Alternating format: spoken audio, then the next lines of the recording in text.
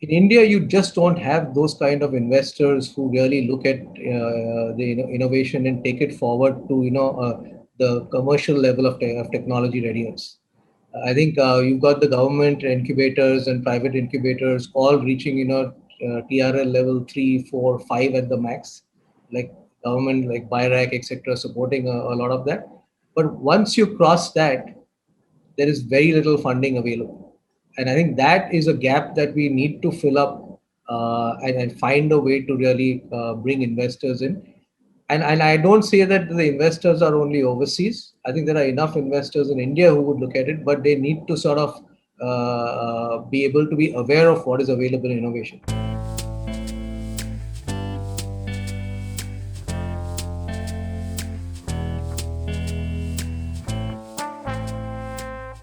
Hope you're all in good health and are keeping safe. And thank you very much for taking the time out and joining in during such a difficult time. Um, it's such a big privilege and a pleasure to reconnect with everyone, our distinguished panelists who are handpicked because of the think input and the rich experience that they bring in. And thank you to our distinguished audience for joining us. We've received over 200 registrations, most of whom are COs, CXOs, and senior leaders. Many of them are our members and are repeat visitors to our webinars, which is very encouraging and motivates us to provide even higher levels of dialogue through the online channels as well. For those of you who are new with us today, the Blue Circle is an exclusive community and ecosystem which is curated for business leaders across 6 sectors, which are healthcare, logistics, e-mobility, energy, real estate, and aerospace and defense. We also present socioeconomic insights which ultimately determine the evolving complexion of the market. In response to the COVID challenge, the Blue Circle has also accentuated its digital presence. One of the many modes we employ is our weekly webinar series and our digital publication. And in addition to this, and you'll be happy to know that we have recently launched the first version of the Blue Circle app, curated for leaders. It's somewhat like the sector specific LinkedIn for senior leaders, a space that brings together leaders to have meaningful conversations, connect with each other, house high quality curated content, and provide access to business opportunities across our core sectors. So those leaders who are interested, please do join us. I will share the link to the app in the chat section as well. We will also be sending out invitations post our webinar.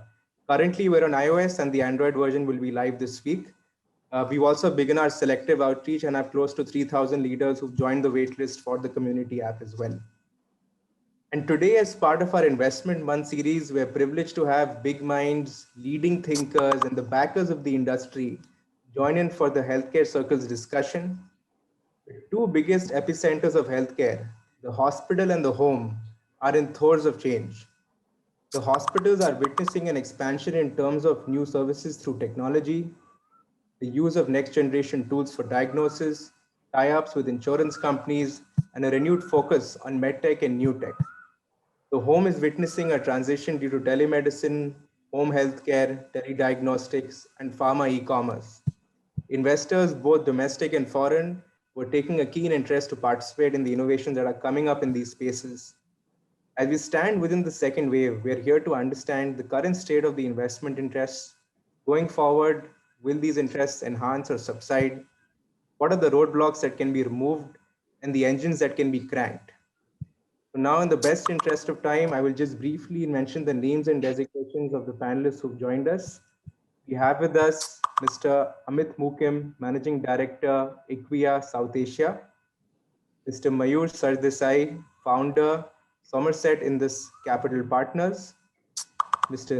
Nitish Agarwal, Founder and Managing Director, Indium Capital Advisors. And the chair and moderator for the session is Mr. Pavan Chaudhary, who's also a board member and investor in Blue Circle, Chairman, Medical Technology Association of India, CEO of French multinational Vigon, public intellectual, best-selling author, and sits on several boards across the country. I now request Mr. Chaudhary to please chair and moderate the session, sir.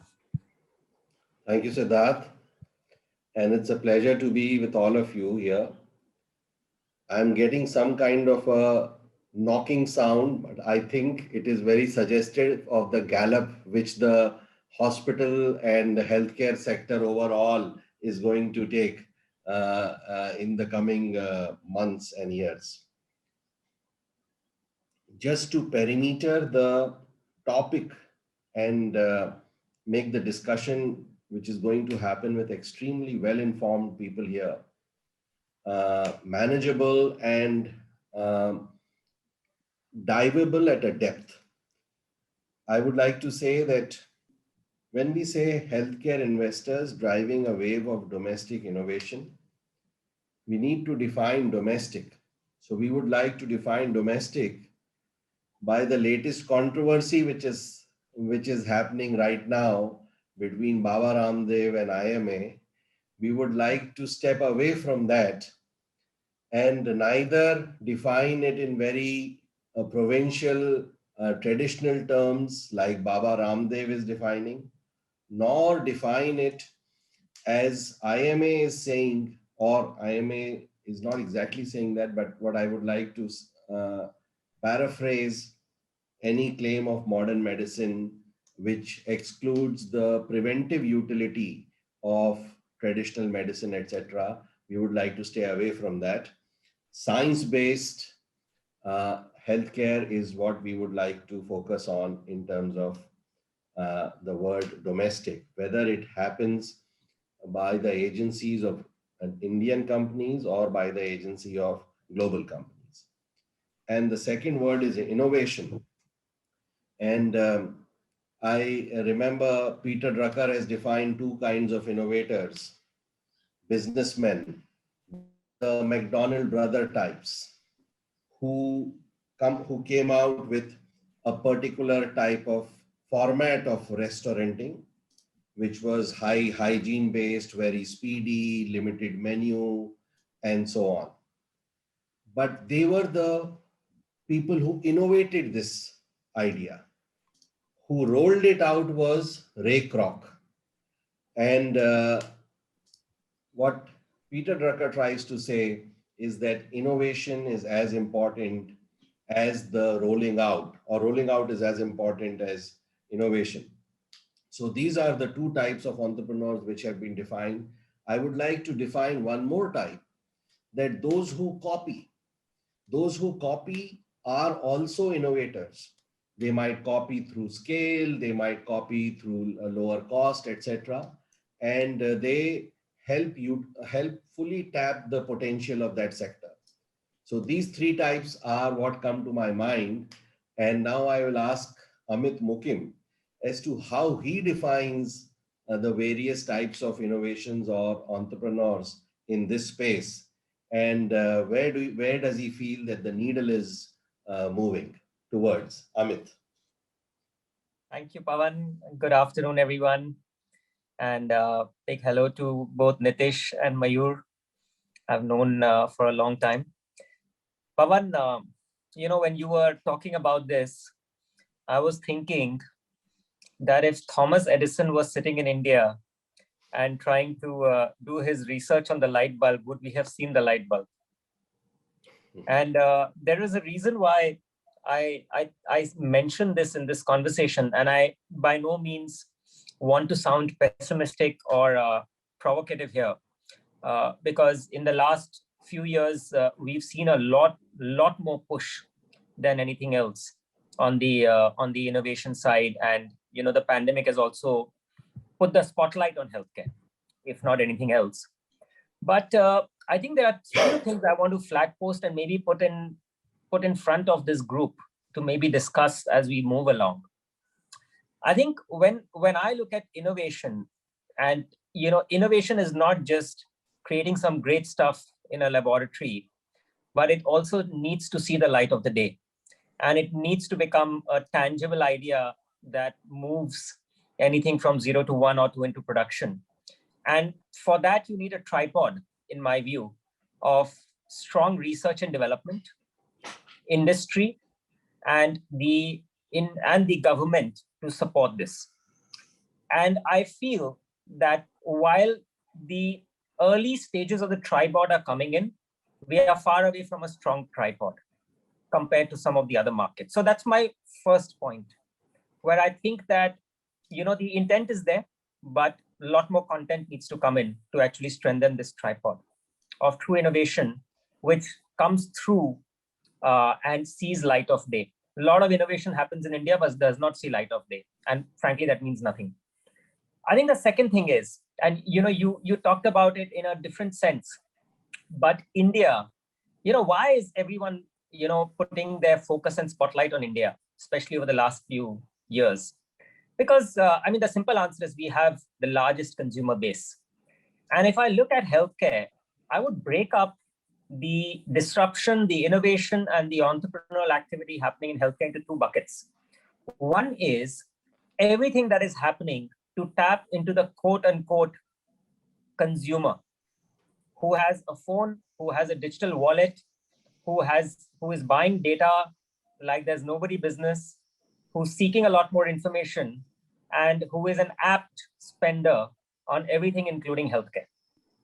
So that's one side. And obviously it opens up the market in a big way, especially for out of hospital care. And it's great news for people who are looking at that side. And in hospital too, but I think there's a major impact of out of hospital care by this type of consumer. I think the second part is, and we saw a lot of it during the pandemic, was noble innovation. Let me call it noble innovation, and there is a reason why I call it, is that there is a lot of disruptive, affordable innovation needed to actually bring basic healthcare to people who don't even have an iota of what we enjoy, right? And there's a completely different mindset there, which unfortunately I feel still needs a lot more work and focus. And why I say that is, during the pandemic, I would have attended more than 50 hackathons and startup events and angel investing events and anything else. But I do not see a way in which some of these companies, even after 2 years, will survive. Forget about 1 year, right?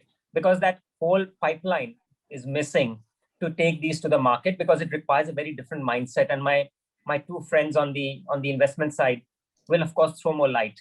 That's the second point I wanted to mention. And I think the third point I wanted to mention, Pawan, is that my view, it's my personal view, not anybody else's view, but I think that in the next 5 years, some of the greatest companies in healthcare will be non-healthcare companies. And I think that has, that will be enabled by the ability of some of these companies to look at the environment and the data and the technology differently. I think somewhere we also suffer from a certain myopia, and this is not just India specific context, it's beyond India. And I'm waiting for those days, because I think then true science will get applied into our field, which will only benefit the patients and consumers. So back over to you, Pawan. Great, super points. And when you spoke of Edison, Amit, I was reminded when Edison discovered the bulb, there was a very prominent scientist, bigger than him, Morton.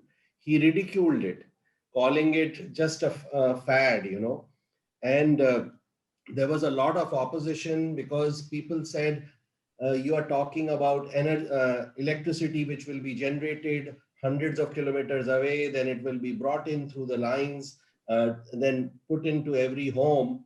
And that is what they could not imagine to happen. But Edison started Edison Electric, and he created the entire paraphernalia for electricity to reach there.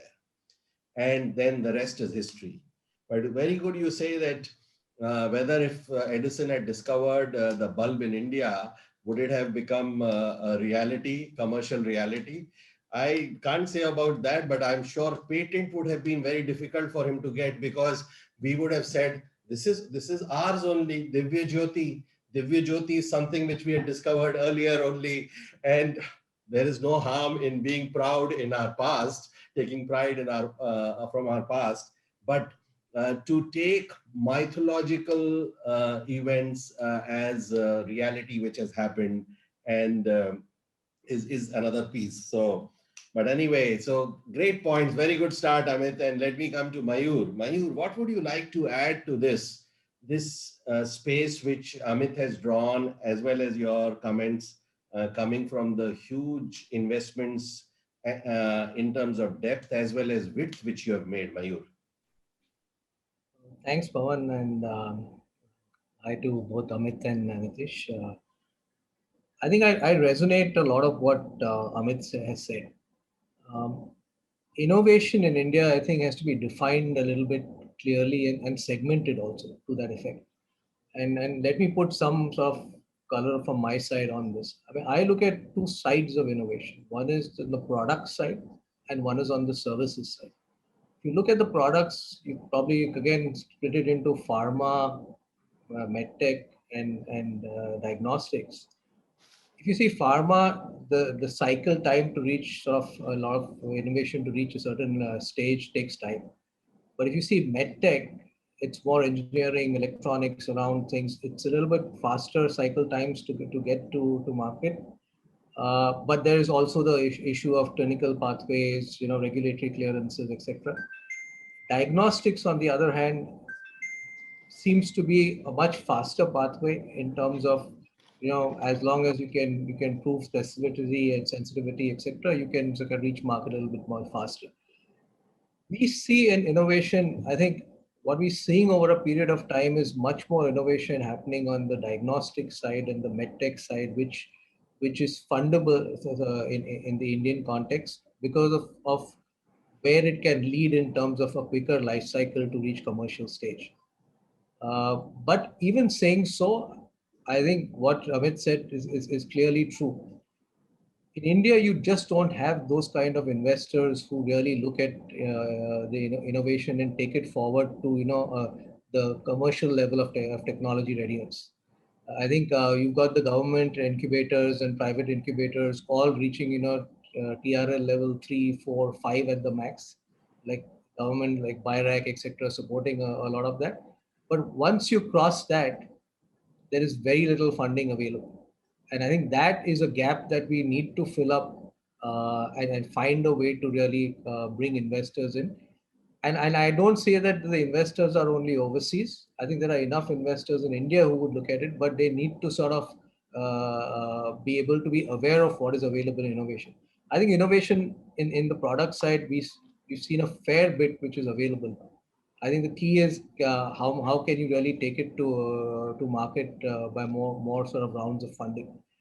I think on the services side, what you see is two things, right? You've got the traditional models being sort of challenged by new business models, and a typically thing is innovation in business models, basically. Saying, can I approach tier two markets in a different way? Can I do different things to approach those markets? I think also, so that whole play is also supported to some extent by the digital play.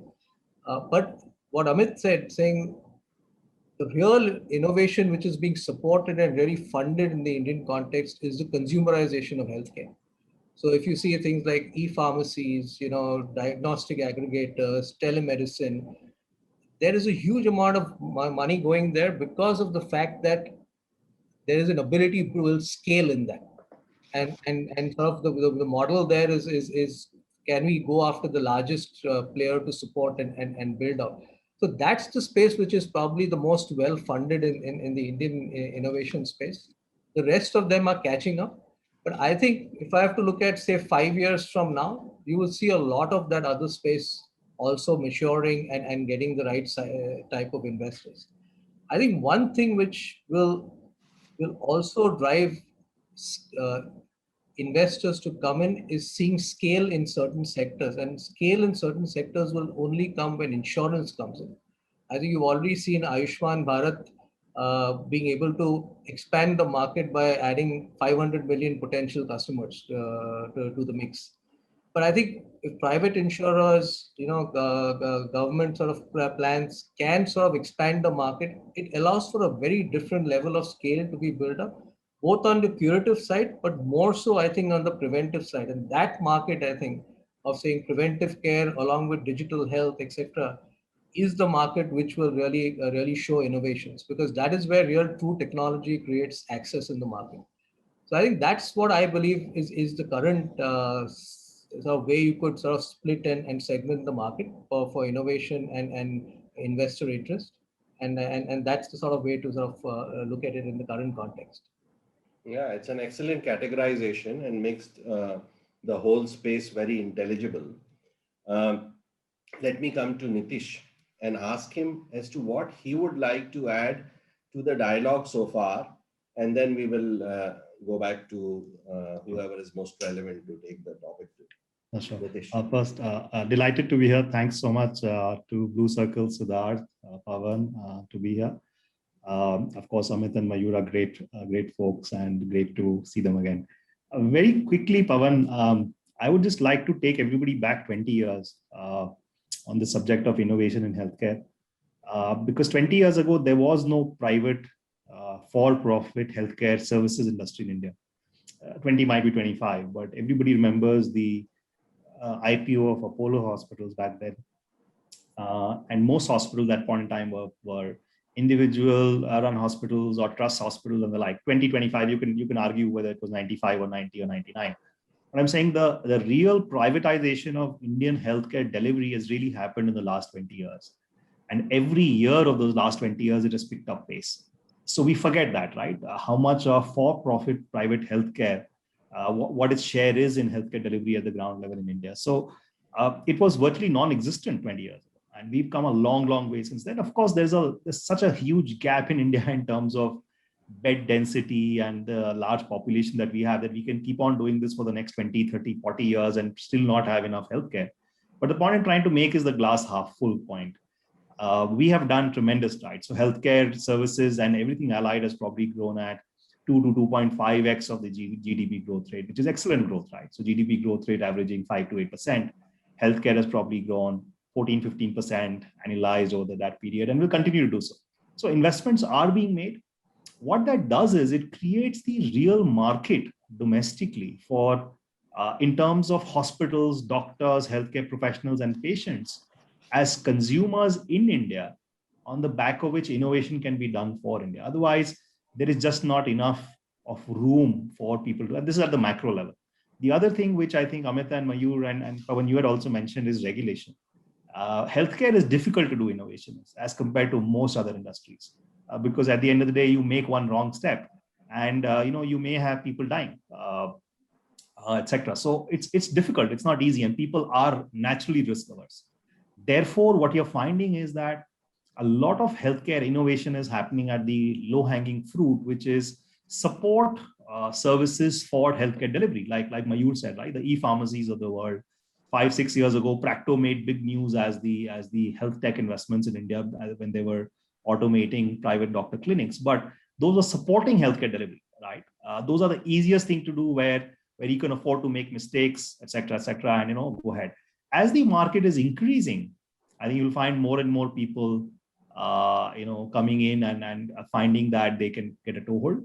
I think the last year with COVID, and everybody has kind of realized that the private healthcare system in India is going to be the driver for healthcare going forward. And that is also going to be the bed for innovation, whether it is in pharmaceuticals, whether it is in med tech, whether it is in diagnostics, because at the end of the day, people fall ill and they typically go to a doctor or a hospital for disease, prevention or cure. I think COVID in the last year on all ecosystem, partners, whether it be government, whether it be the doctors, whether it be owners, entrepreneurs, has probably accelerated or will accelerate innovation in other segments of healthcare, diagnostics, pharma, equipment, etc., by maybe 5 to 10 years, because people are more open to take those risks, and they have been in the last year. The government has been surprisingly good in a few areas. There's much to criticize the government for, but last year they allowed very, very quickly online consultation. And while a small step, it is having already a lot of ripple effect about innovating on how to improve healthcare delivery for OPD patients, more than just a dialogue right now, right? So how do you have affordable diagnostic devices at the patient end, which everybody can have in their homes, etc., etc. So I feel that innovation as a journey, if you look at 20 years, I think we are at a point where you will find a lot more innovation happening going forward. So I think that is where we are. We are seeing signs of that across the board. Investments are also starting to happen, trickle right now, but probably going to be a flood going forward. Great points. And I'm glad that all the perspectives are coming in, 360-degree perspectives we are getting here. And when you spoke about the regulation piece, I was reminded of what Robert Gordon studied deeply, whether the innovations uh, in the world which have happened, most of them and the big ones happened before 1970s, and the ones which came after were not so monumental. So finally, when he reaches the end of the study, he does say that the big ones like electricity, telegraph, plumbing, and all these came, or modern medicine came before 1970. However, he also says that the ones which have come after 1970 have not fully played out. And regulations come along with innovations, so they do not get a completely open tarmac to run on.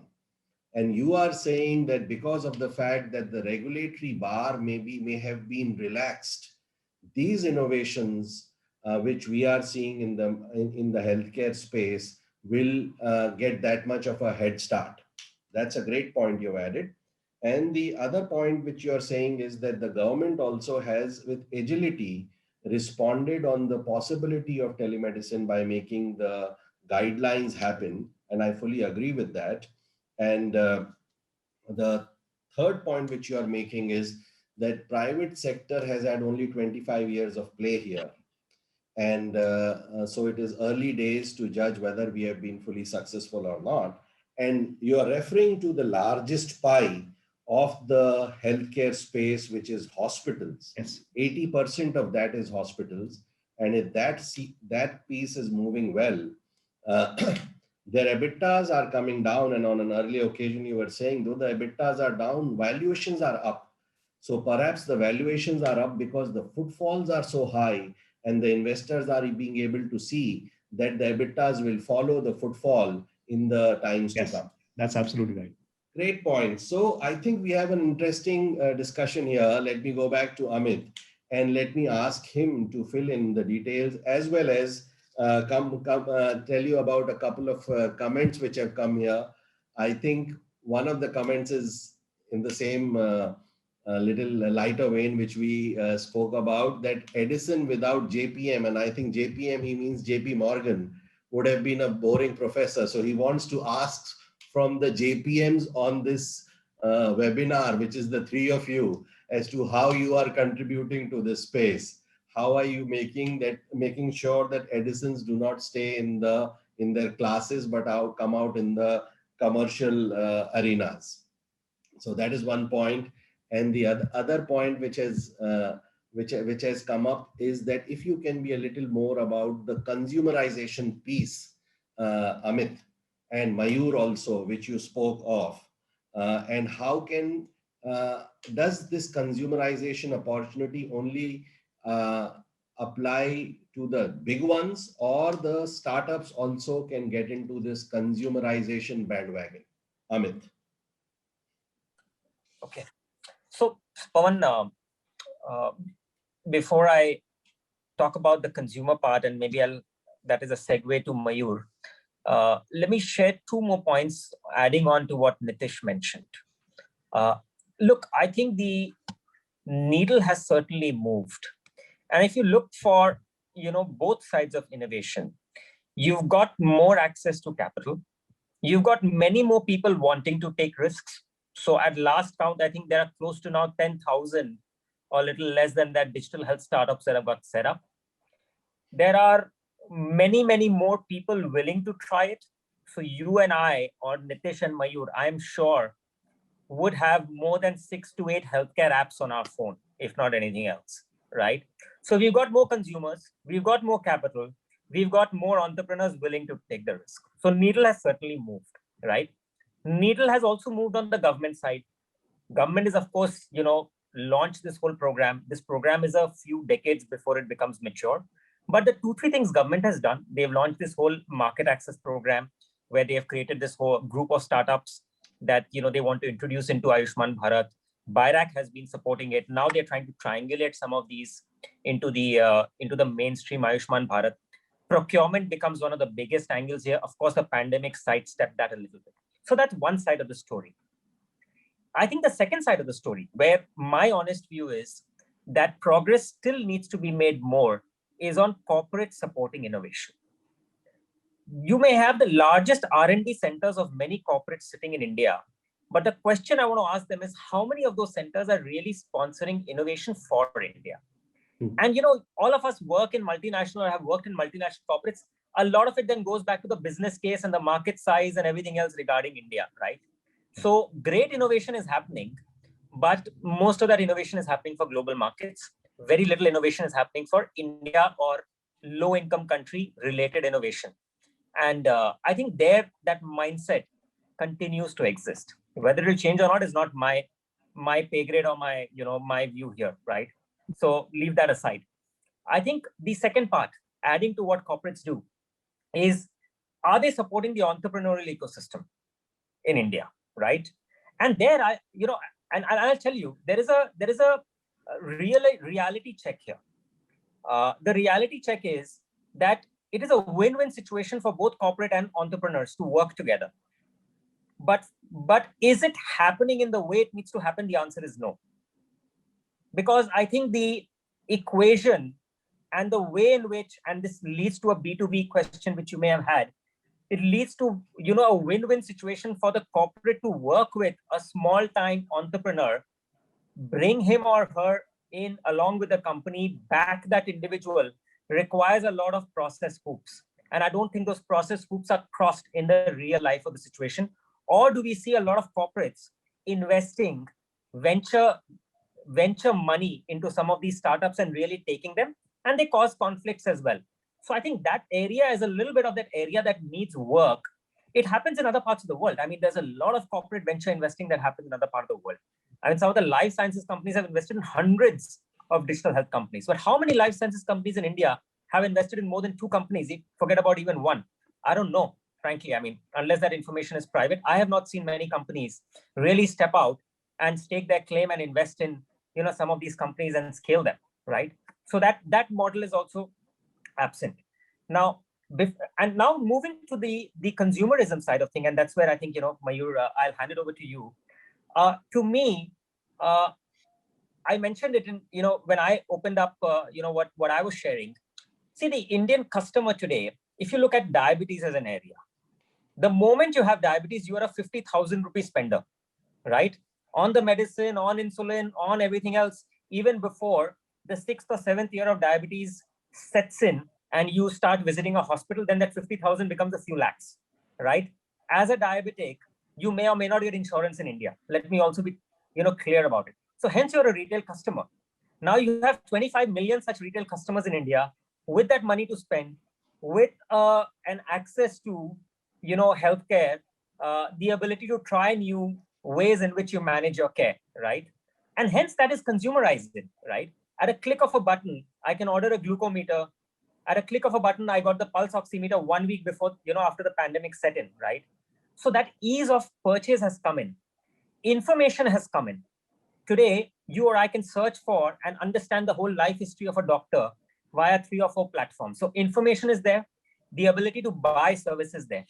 Where I think the gap is actually the matching between the supply in the right way, because healthcare in India is still a large physical infrastructure that needs to be bridged with a digital infrastructure. And I think that's where the bridge is broken, right? Some of the international countries, because of lack of population and more capital, have created a bridge from technology to the patient, right?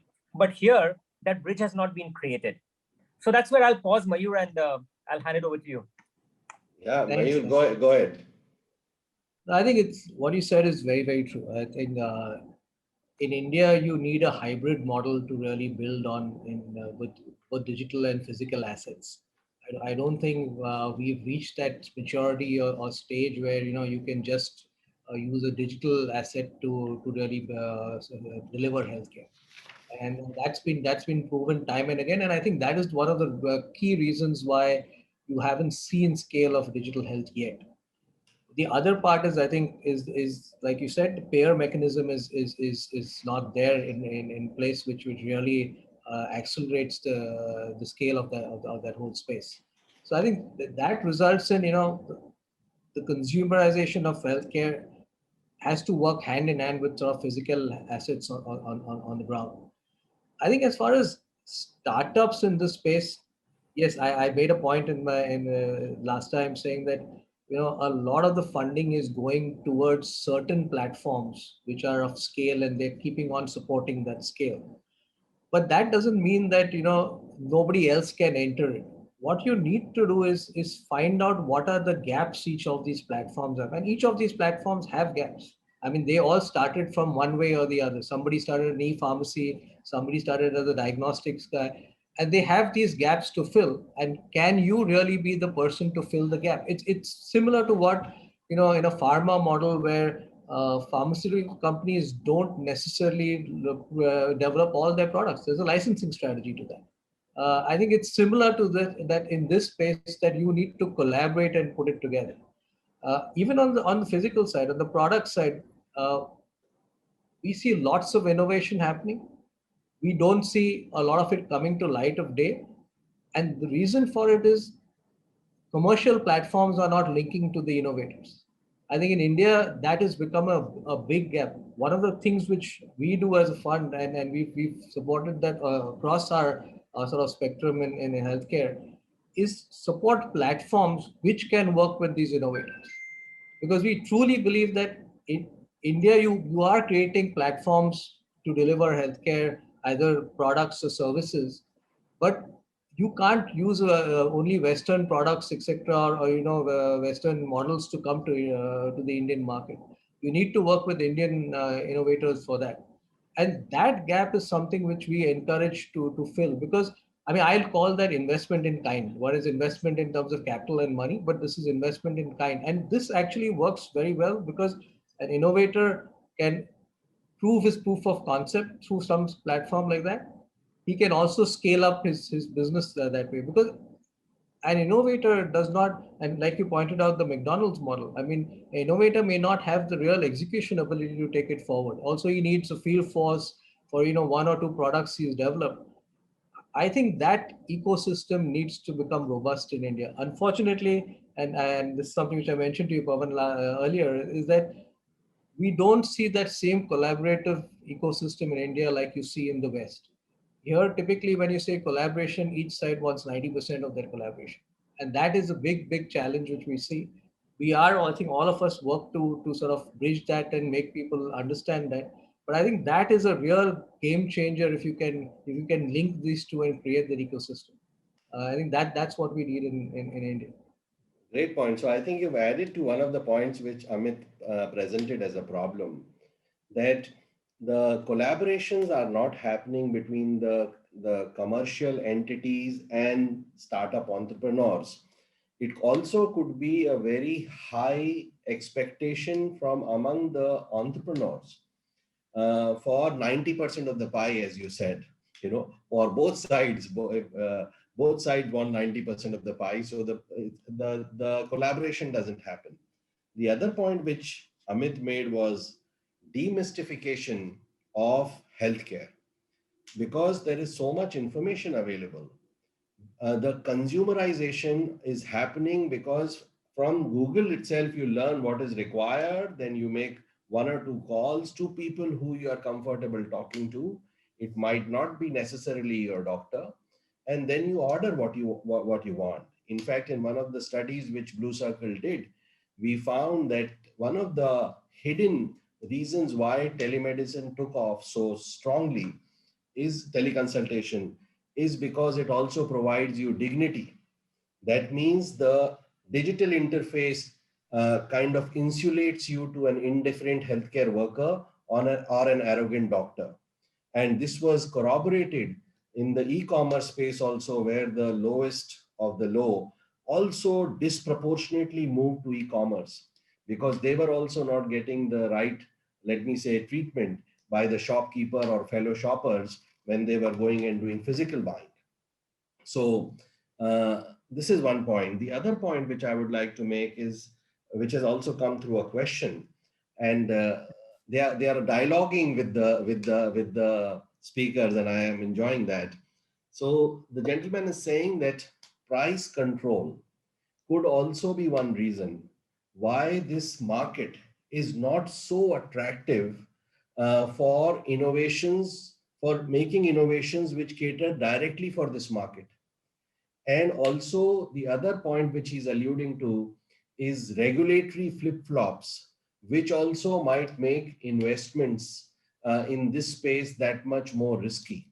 So what is your comment, Nitish? You have invested in so many companies as well as facilitated so many investments. What are your comments on this? As you rightly said, and no, we are all, I think, in full agreement with what Amit and Mayur said. I mean, there's no doubt we have a long way to go in innovation in various aspects of healthcare. I was also reading one of the questions that somebody was asking for examples, but I'm typically an optimist, so I'm the glass half full person. So, a lot of the innovation that is happening or already happening, and there was another question I noticed somebody asking about digitization, is about digitization. And in general, digitization across any industry, including healthcare, is deflationary over a decade or so. It actually leads to huge efficiencies in the entire supply chain and ecosystem. Compare, ordering food 10 years ago to now, or compare ordering a taxi 10 years ago to now, and you'll find that it's so much more easier, painless, and faster and cheaper to do that. And a lot of inefficiency has been taken off. Food is a better example than even taxis, because earlier restaurants had to design and print a pamphlet, which they had to then deliver to your house via the newspaper or something else, or through other advertisements, which you then kept stacks of. I don't know if people remember the 2000s, we used to have stacks of our favorite restaurant and their menus. Then we used to call them, painfully order, and wait for the order and hope against hope that they turned up. And then we had to fight with them over cash, and change. Now we just go to Swiggy and we order, and it's there in 30 minutes. We know exactly within 1 or 2 minutes where it's coming, whether it's Zomato or Swiggy. Similarly, that's going to happen in healthcare as well. There have been regulatory hurdles. Let's take the example of telemedicine, which you mentioned. And you are so right, Pawan, on the research that was done in Blue Circle. It's about dignity. It's about access. It's about ability to go to a place. It's about ability to have the time. So today, it's at a point where 2-3 years from now, it might be very commonplace for us to have point of care devices at home, like Dozy is an example. Somebody asked for an example. I don't know them. I'm just taking that example off the cuff. So they have a point of care device which measures BP and your heart rate and stuff like that. So you might be sitting with that with your doctor. You might finish the call. The doctor might prescribe something online itself, and you might be able to click a button and order it, and it'll be there. If you want fast delivery in 3 hours, if you want regular delivery in 2 days. Now, each of these components are probably already happening today, but you'll find it as integrated as it is to order food on Swiggy or Zomato today. So yes, digitization is going to help, but the meat in healthcare innovation is not that. That is really a peripheral area, the way I look at it. And no disrespect to everybody who's doing this in healthcare, that's complicated enough. But the meat of healthcare is R&D and innovation in actual healthcare delivery, which takes the form of either new pharmaceuticals and drugs, or new equipment which doctors can use, or new protocols that they can use, right? Or new diagnostic tools that they can use to do better. So a Cure.ai or a Needhamai are good examples today. Minvax, I don't know if people have heard of it. It's an Indian, very less known vaccine company. Those didn't exist 5 years, 7 years, 10 years back. I think the positive side is that 5, 7, 10 years back, they would have had zero takers for getting investment. It's starting, it's a trickle. But I think with, like I said, the COVID change last year, a lot of people are more accepting of Indian companies and what they can do. We might say whatever we want, but at the end of the day, Bharat Biotech will be known not just for delivering a vaccine in times of need in India, but also for the fact that an Indian company has done something which only 5 other companies or 7 other companies in the world have done in the same time, right? And that's a tremendous boost for R&D in pharmaceuticals, right? It might be vaccine, it might not be as complicated to making a drug for diabetes or heart disease, but those things have happened because of the pandemic. And this trends which a lot of people will follow going forward. So I'm hoping that the innovation will move from these quote unquote peripheral, though very important areas, to the heart of things, which is pharmaceutical R&D, more innovation in diagnostics and its applications, and healthcare delivery and protocol, right? And we are seeing signs of that even before the pandemic, but I feel that that will increase going forward. Somebody also mentioned that a lot of doctors and healthcare professionals are entering this one. So these are all components of an ecosystem that needs to come together. And I think we are probably going to see that at least in the next decade, if not in the next 5 years for sure. Excellent point. So basically, you are saying that it is hardcore technological or chemical studies which you are favoring so that new products are designed. And I also can quote one, Nokark, which is a ventilator manufacturing company, which was not existing about a year and a half back. And then IIT Kanpur and HCL founders, and we also came together with the help of Medtronic and Stryker, etc. They took off, and today they are maybe about to touch 100 crores this year and planning for 1,000 crores soon. Yes. So, and the telemedicine piece also, which you spoke of, when something benefits so many people, that means you said the payer, the patient, the hospital, the doctor, then you cannot take it off the table. And it is definitely going to grow. This is an omelet which will not turn back into eggs. And I can say that because the only parallel which I can draw between how telemedicine helps so many different stakeholders is when Henry Ford came with his assembly line manufacturing, which reduced the cost for the consumer, reduced the number of working hours for the worker, improved his wage, and also improved the profits for the manufacturer. And then it just spread. So I think the telemedicine is going to spread, and point of care also, which you said, is something which gives greater autonomy to the patient and many a time greater accuracy also, because if you measure blood pressure at home, there is no white apron volatility which you see when you do it in the hospital. So great points. And before I come to the meat of the questions which are coming for all three of you, and I will go through a round of that. And that meat of the questions which is coming on my WhatsApp also is what is your advice to startups as well as established companies in this sector to get investor support, to get investments? And I will come with that to each one of you so that our audience goes completely, full of ideas. And but before that, any last comments, Amit? So, Pawan, I think the only thing I would probably add to what Nitish mentioned is, you see, there are two ways in which if I were a new entrepreneur into healthcare, I could get in, right? One is, can I create something that a customer already has and I access that customer with an offering, right? Hence, it becomes a customer that exists, but I need to figure out how to acquire that customer. And in a way, it leads to your question you're asking. So my customer acquisition model and cost is an important element to understand and really think through. And in a market like India, I think one also needs to understand what scale means. Does scale mean that you are accessing 1 million customers, or does scale mean that you're turning a revenue of $5 million? Because it could be an either or situation and not both. Okay.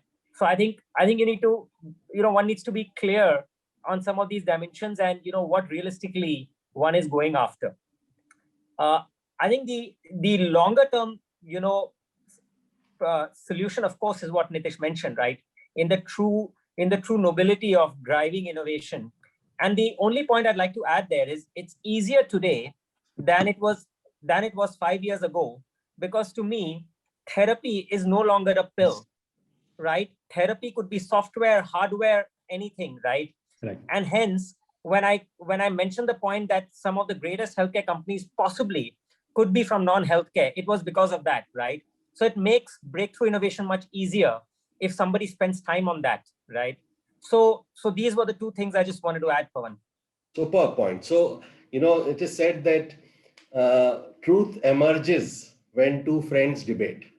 So two friends are beautifully debating and one argument sharper than the other between Nitish and Amit, Mayur, I make you the punch to tell us that what Nitish is saying is that real product development is required.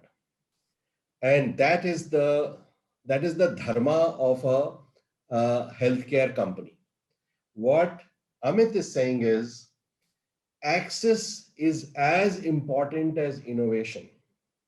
That means if you design a product which is very good and it reaches some people, Amit is saying that it is very important for it to reach many more. So if it is a supply chain innovation or a digital innovation, then also it is as good. What is your view, Mayur? Really put me in a tight spot. I think both have a place to work with. I think traditional. See, if I had to look at, I mean, we are all of an age group where we are more probably traditional than we are sort of the millennial side. We think of products. We think of how we can build that whole space and sort of make a difference and everything related to that. So the whole value chain around the product. And I think that will definitely change too, like what Nitish said, because I truly believe that the pandemic has changed the way regulators and sort of clinical clinicians, etc., look at products and to purpose. I would believe going forward that uh, many existing drugs will be repurposed because you've already seen that whole concept happening. People will try it out for much more different uses. I think biopharma kind of things which will come in. You've seen biopharma now used on a mass scale, which was not used earlier. Vaccines which took decades to sort of come out. You're seeing things like the mRNA vaccines, etc., coming out where it could lead to cancer cures and other things, which because it's a very different technology which is being put to use, but something where I think a different concept of maybe for the greater good will come more than saying what is the liability attached to the whole concept. So I think that will definitely change the whole R&D space. But saying so that has its own sort of way in terms of how you deliver healthcare. But I think I completely agree with what Amit said. The whole ecosystem of healthcare is definitely changing as the millennials come of age, and that is where it is patient centric and not doctor centric. I think it's slowly moving to the concept of patient and how he owns his healthcare, and that's why you will see various models developing around that, which basically support patient health. And it may not necessarily be the traditional model. I mean, you could see things like vital signs being monitored constantly, so doctors have and patients have sort of access to that data. You will have AI working on top of it, which could probably lead to quicker healthcare delivery wherever required. So I think both models exist. I mean, you need products and medtech, etc., to deliver actual healthcare. But this whole patient-centric models which are coming out will definitely create that access and increase the reach of healthcare. So I think both play hand in hand at that point. So basically you are saying that खुशबुओं को फैलने का शौक है मगर मुमकिन नहीं हवाओं से रिश्ता किए बगैर. So Khushbu is the product which Nitish brings, and Hawa is the wind on which that Khushbu will travel to many thousands of people or millions of people. So you Pawan, are. can I make a point here? Go ahead, Amit. So Pawan, if I were to take it to brass tacks, and if I was sitting in front of entrepreneurs pitching to me, if they came up with an idea that was relevant for the Indian market, my questioning or the comfort I would draw is thinking through how scalable that idea is. If they came up with a unique innovation, I would put the lens of how applicable that innovation globally is. I'm telling you my point of view. So basically, Nitish, what Amit is saying is कि खुशबू जरूर है लेकिन हवा बहुत important है because हवा is giving that scale, and without seeing the scale I will hesitate to invest. So do you agree with this, or you feel that we need a different set of investors to invest just in the khushbu, just in the fragrance, just in the product, who are not only looking at scale, but also attempting to bring in newer concepts into the market, newer solutions into the market, which are better than others prevailing? Nitish. I think that's very well put in terms of the khushbu and the hawa. For those who don't understand Didi, it's like the smell and the carrier which carries it far. So I feel that we are at a place where people who invest in the smell, the khushbu, which are, let's say, higher risk-taking investors, if you will, we are probably still, as a country, still seeing that ecosystem develop of those investors taking risk in healthcare, core healthcare innovation. Which might be diagnostics, pharma, but it has started. But I agree, scalability or whatever you're doing is always important for an investor, whether you're an early stage or late stage investor. The biggest bottleneck from a practical point of view I have seen, and whenever we have seen companies come to us saying, here is something new we are doing, the biggest bottleneck we are seeing is that the mindset needs to probably shift to saying that it doesn't matter what the entrepreneur or the CTO or we believe in terms of whether it works or not. I think every company needs to quickly go and get proof of success at the user level, which is the hospital, healthcare facility or doctors. If this is this one, or pharma is a different setup of its own. But unless you do that, it's really an idea which we don't know whether it works or not, because most of the time that is the hurdle which has been historically the biggest problem in Indian healthcare, which is getting hospitals and doctors to try out something new. You can't blame them as well, because they don't want to take risk with their patients. So I think like I said, the pandemic probably will make it easier, but I think we are a little far away from investors rushing in to fund brand new earth-shattering ideas like they may do in the Silicon Valley or other places where pharma innovation happens and other innovation happens. But you will see a lot more of investment in places which are used, or let's say, for want of a better word, to crudely put, tweaks of something that exists. Like you started off, Pawan, these may not be brand new innovations, but they might be variations of something that exists to make it better for the Indian conditions. And those might be more easier and faster to scale, and therefore might find more investor interest.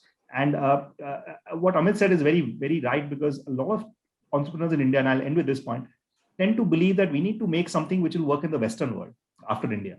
I think it should be the opposite way. We should see if it works in India, it will definitely work in some parts of Southeast Asia and the whole continent of Africa. Right? We don't have to look at a device which works in Western Europe and the US, because the bar there is much, much higher in terms of features, in terms of et cetera, et cetera. So there's a huge market, and we should look at those rather than trying to benchmark in the US and Western Europe, because those may not be very well applicable in India. In any case, you will not be able to compete with something that a Medtronic makes on a one-to-one basis. Excellent point. I think we've had a very interesting dialogue. Many other questions have come. Some of the questions are related to elder care, home health care, or telemedicine. So these questions, I request the people who have asked those questions kindly see the webinars of Blue Circle on these topics, and you will find a very informed and a comprehensive view there. Coming back to all three of you one by one, and let me start with you, Nitish, and then end with Amit. So what will attract the investor to invest, and how to approach it?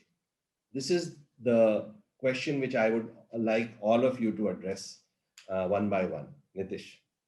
Let me start with the second question first, because to my mind, that's a no-brainer. Contrary to popular belief, investors love simple pitches. The more complex it is, the longer it is probably negative, not a positive. So please try and go to an investor with simple views on what you're trying to do. How does it change something? How is it beneficial for the user, end user? Why will they choose your product vis-a-vis competitor? And how does the pricing work out? Avoid starting from things like total addressable market of $5 billion or $500 billion. Mayur will tell you, investors literally have, they are fed up with seeing those things, right? Because if you wanted to go at total addressable market, the only industry you should ever invest is in food, because that's the largest industry on earth, right? And then your pitch should only say, I only want 0.0001% share of the food industry, and there I'm done, right? So that doesn't work. So keep it simple. Address the point that you're trying to make. It's okay if you say that, look, in my first year, I'm gonna only look at 10,000 widgets rather than the billion widgets that are the market in the world, because investors are not interested in today in whether you will get to $1 billion in a year, billion widgets in a year. They want to know whether you can get to the first 10,000, especially in healthcare, because the first 10,000 or the first 100 are the most difficult, because they have regulatory challenge, they have acceptance challenge, etc. So please keep it very, very simple. Please make sure that you have your pricing studies done, how much you'll price, how much you'll charge, and acceptance from the doctor's side. I think those are the things I would say are absolutely essential for somebody to take. But please, above all else, please keep your pitches as simple as possible. I would, as an investor, Mayur can agree or disagree. I would any day love to see a 1-page pitch than a 5-page pitch, and a 5-page pitch than a 50-page pitch. Yeah, great points. Now let me come to Amit first, and let me then go to Mayur. So Amit, what do you say to that? Any point which you would like to make in addition to what Nitish has said, and then your answers to the 2 questions which I have posed, Amit? Yeah. So Pawan, Nitish is much more prolific an investor than I am. Simplicity of pitch is great, but I think you'll also have to nuance it with the stage of that business, right? So let me, and the kind of pitch it's being made to, right?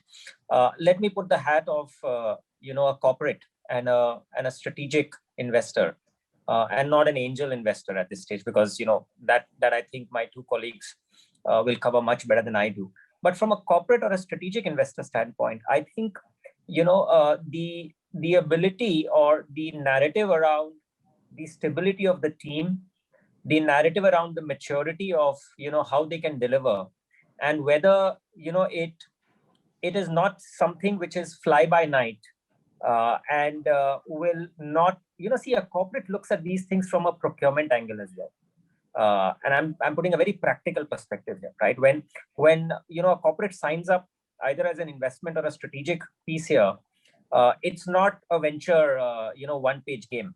It's a lot to do with other things, and there it's a much more rigorous diligence and paperwork process. The maturity of the team, the ability of the team to articulate how they're going to work with an institution rather than a bunch of customers outside, becomes much more important, right? And that's the weightage I would probably give when because we meet lots and lots of companies who are out there, but many times we do not move ahead with a few because we don't know whether those companies, with all due respect, will be there 6 months later, right? Unless we are putting our full might behind them, which is not possible practically. Excellent. Excellent point. Coming back to Mayur. Mayur, what does your experience say? What attracts the investor, and how should the people go about pitching? So I think if I had to look at, I typically look at sort of 3-4 areas that I'd look at. One is, is the addressable market of a certain size and scale you can reach. I think that's one. Second thing, is it something which is you're doing differentiated to that point? I think third area which I look at is pricing, and at the right pricing, can you get the profitability, etc. Those are the facts. But I think the key thing among all this, and I whether it is an early stage investor or whether it's a little bit more mature investor, I look at the team which is building it. I mean, if it is passionate and is it resilient, I think that is the key in the Indian context. I mean, an entrepreneur in India faces on a daily basis a huge barrage of issues. I mean, whether it is of the government, whether it is from the market, whether it's from various angles.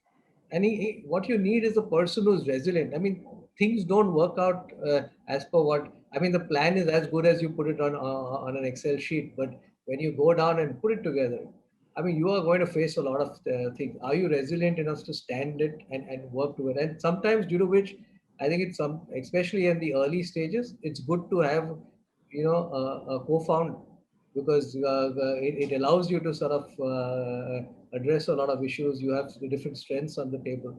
But I think the key is passion. I mean, are you really building it with the aim of really getting it out there and making it successful? I think that decides things to a great extent.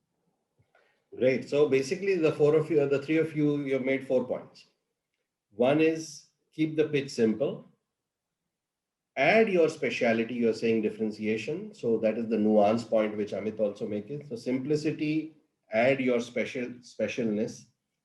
Then stability of the team, and which Amit calls maturity of the team and dealing with an institution rather than just customers. And you add to it saying resilience of the team, going through the ups and downs, the stamina of a huge incline in an unpredictable market.